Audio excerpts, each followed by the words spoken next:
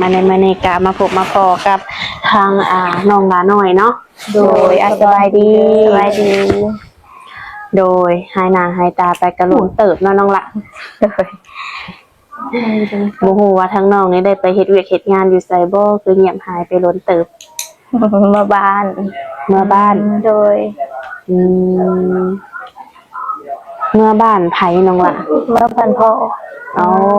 เมื่อบ้านพ่อโดยคือพ่อเนี่ยบ่แม่นคนบ้านนี้โดยบ้านพ่อน้องอยู่ไสอยู่ท่าแขกโดย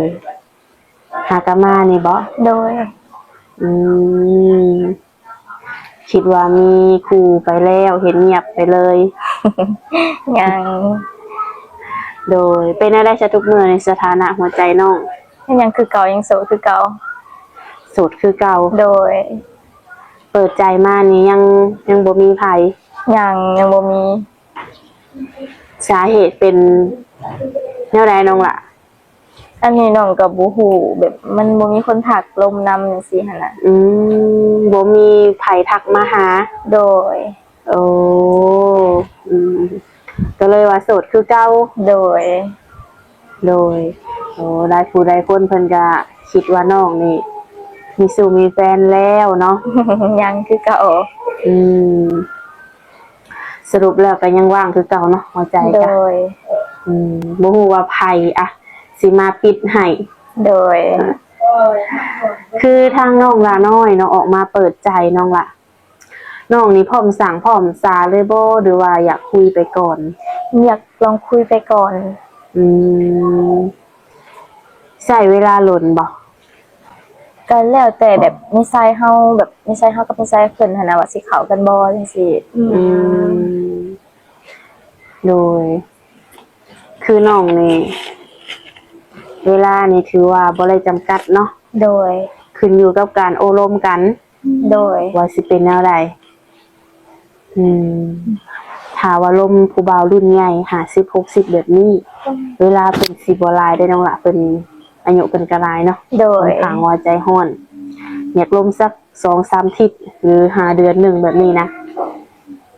น้องสิพอได้อยู่บ่ซำนี้ค่ะได้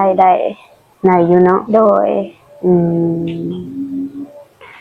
น้องเอาได้อยู่บ่อายุซำนี้ได้เคยลมอยู่บ่ผู้บ่าวซำนี้เคยเนาะโดยรุ่นข่าวเดียวกันนี่มีทักเข้ามาบ่เงียบเลยช่วงนี้บ่มีแต่ว่าน้องมักอยู่บ่ผู้บ่าวรุ่นเดียวกันอันนี้ก็ยังบ่ฮู้แต่ส่วนใหญ่บ่ค่อยได้มักดอกส่วนใหญ่ลมจะรุ่นใหญ่โดย30 50โดย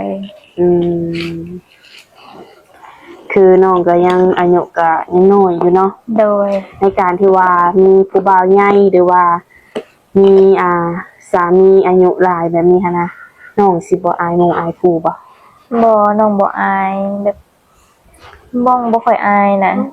มักไผมักมันจังซี่คนเฮามักบ่คือกันเนาะโดยมื้อนี้ก็อยู่เฮือนอยู่ซ่านโดยอยู่กับไผมื้อนี้อยู่กับพ่อกับแม่มื้อนี้อยู่คกหน้าคกตาเนาะโดย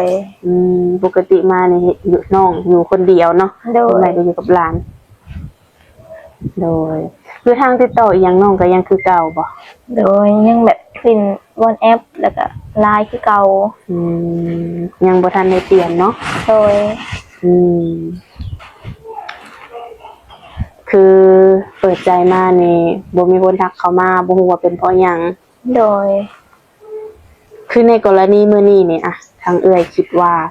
ทางติดต่อนี่แจกในช่องเลยบ่โดยเนาะโดยลองไปเอาโทรศัพท์มาเบิ่งนั่นล่ะอยู่น้ำน้องบ่เอาเป็น QR code LINE น้องล่ะเพิ่นสิได้สแกนเขาเลยเนาะ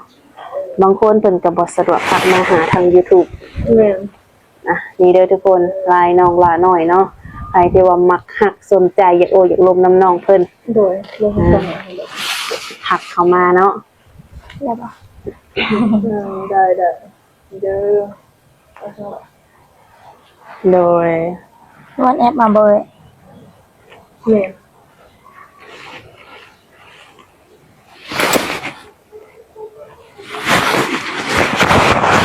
ส่วนใหญ่คนที่ทักเขามาเมื่อก่อนนี่เป็นหนุ่มไทยบ่ แม่น อืมอันนี้จะเป็นวันแอปของน้องเนาะไปที่ว่าดินแอปเนาะเสมอก็สแกนเขาได้อะ อันนี้คือไอดีวันแอปเฮ้ยนั่นแหละโมเมนต์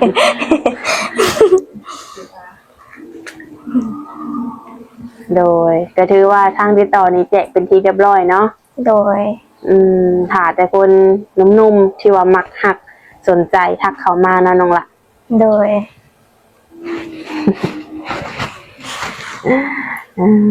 เปิดใจมาในกะเดือนสองเดือนเลยเนาะ โดย ยังบ่ไปฮอดใจอยู่ทุกคนเลย ยังบ่มีไผมาปิดใจอยู่เนาะอยากมีอยู่บ่ อยากมี อยากมีคนมาปิดใจให้อยู่เนาะ โดย เกี่ยวกับหนุ่มๆนี่มีขอเปลี่ยนแปลงอยู่บ่น้องละ บ่มีคือเก่า อายุนี่บ่จำกัด โดย พอห่างพอหมายลูกติด ได้ ได้เบิดเนาะ โดยน้องแบบเป็นคนง่ายๆจังซี่ โดย คือน้องก็สิบ่รังเกียจเพิ่นว่าน้องล่ะ บ่ น้องนี่เป็นสาวโสดที่ว่ายังบ่เคยผ่านการแต่งงานเนาะ โดย ถ้าว่ามีผู้บ่าวเป็นบ่ห่างพอหมายเข้ามาจีบแบบนี้ก็บ่ได้รังเกียจเพิ่นเนาะ โดย ให้โอกาสทุกคนบ่ โดย คนเฮาก็มีอดีตกันทุกคนเนาะ โดย มื้อนี้ก็บ่ได้ไปทางไหนแล้วว่า บ่สบายใจ คือน้องก็เป็นผู้สาวโสดเนาะกลางค่ำกลางคืนมักไปดินไปเที่ยวอยู่บ่ บ่ได้ไป อืม ไปแต่กลางเว้นแต่กระส่วนน้อย อืมคือแถวสวรรณเขตนี่นะน้องไปเที่ยวเบิดแล้วบ่สถานที่ท่องเที่ยวนี่นะ ยังบ่เคยไป บ่เคยไปจักเทื่อ โดย โอ้อยากไปอยู่บ่ อยากไป ถ้ามีโอกาสได้ไปสิไปเที่ยวไส น้องก็บ่ฮู้นะแบบน้องบ่เคยไป บ่ฮู้จำว่าสิไปจุดใดก่อน โดย โดยส่วนใดวัยรุ่นนี่สิมักเล่นมักเที่ยวมักตี้มักอยู่บ่ บ่ไปทางนั้น เป็นแม่บ้านแม่เดือน โดย กับข้าวกับน้ำเฮ็ดเป็นเบิดบ่น้องละ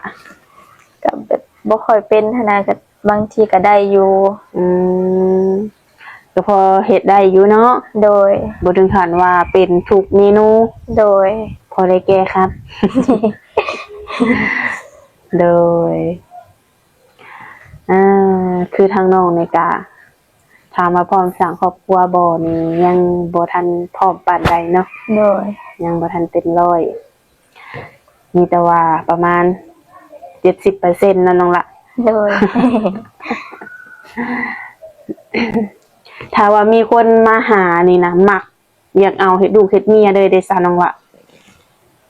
ก็ได้ ได้บ่ โดย โดยที่ว่ายังบ่ทันได้คุยกันบ่ฮู้จักกันนี่นะได้บ่ บ่ได้ต้องคุยกันก่อน น้องเบิ่งปุ๊บปั๊บเนาะ ใจฮ้อน ต้องคุยกันก่อนบ่ โดย โดยมีได้หนุ่มใจร้อนเนาะเสมอเออ คือเพิ่นแบบมาแต่ทางไกลเพิ่นมีตั้งใจมาหาแล้วก็มาเอาแบบนี้ ต้องเบิ่งก่อนอันนี้นะน้องบ่พา เบิ่งก่อนเนาะ โดยอยากเบิ่งนิสัยเพิ่นก่อน เป็นอะไรยันเพิ่นเบิ่งแง่งบ่กุ้มหรือ มั ว่าน ก็หลายๆเรื่องนะ อืมโด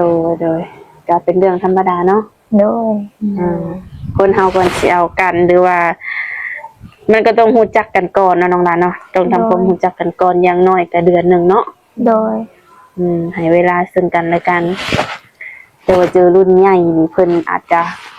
เวลาเพิ่นอาจจะบ่ให้หลายได้น้องว่าเอ้ย โดย เป็นใจโหดเลยเนาะ